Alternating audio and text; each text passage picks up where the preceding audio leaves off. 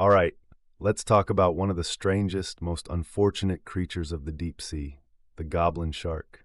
If you've never seen one, imagine what would happen if you took a regular shark, stretched its snout out like a pencil, gave it flabby, wrinkled skin, and then topped it off with a set of nightmare-inducing protruding jaws that launch forward like some kind of alien slingshot. Yes, the goblin shark is one weird dude, but being born as one, frankly, it might be one of the least glamorous existences in the ocean. Here's why. First things first, let's address the elephant, or rather the goblin in the room, their looks. Goblin sharks are sometimes called living fossils because they've barely changed in over 125 million years. Except, instead of looking ancient and majestic like a dinosaur, they somehow skipped straight to looking like the underwater version of your great-uncle who just won't moisturize.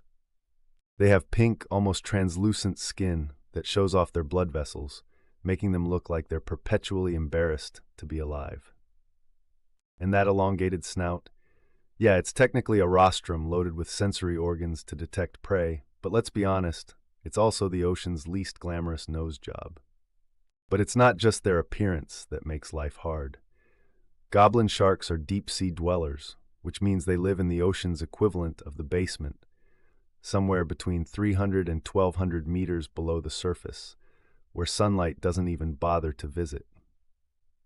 Down there, it's cold, the pressure could crush a car, and food is scarce. So what do goblin sharks eat? Pretty much anything they can get their terrifying jaws on. Fish, crustaceans, squid. But here's the kicker. They're not even great hunters. Goblin sharks are what's called sluggish predators, meaning they just kind of float around like an underwater Roomba until something accidentally swims too close. Even when they do catch something, their feeding style isn't exactly elegant. Those bizarre jaws aren't just for show, they're for slingshot feeding. When they spot prey, their jaws shoot out like a spring-loaded trap, snapping up their meal. Impressive? Sure, but also kind of horrifying and incredibly inefficient. And let's not forget their social life. Oh, wait, they don't have one.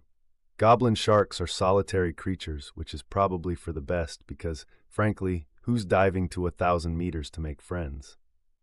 Aside from researchers occasionally spotting one, they're largely left to their own lonely existence in the inky depths. So, in summary, if you're a goblin shark, you look like a cryptid, live in perpetual darkness, have to rely on surprise attacks to eat, and spend your life utterly alone. Doesn't sound like an underwater party, does it?